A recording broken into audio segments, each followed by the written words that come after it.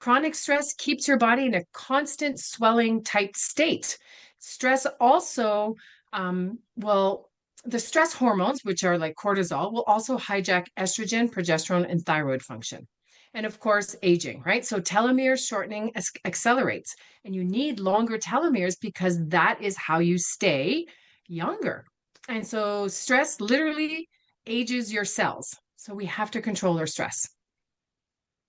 So what if you could signal your body to repair itself more naturally, right? Your nervous system is the master controller of every other system in your body.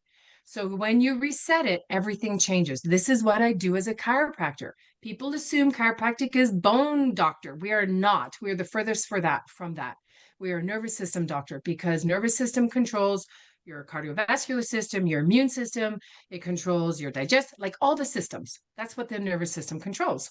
So we want to regulate our system. So we want to shift from fight and flight to rest and repair. We want to restore. So we want to reactivate your body's natural healing systems. And of course, we want to renew. We want to reclaim the energy, the clarity, and the vitality we used to have because it isn't about doing more. It's about unlocking what your body already knows how to do or how to do it and what to do.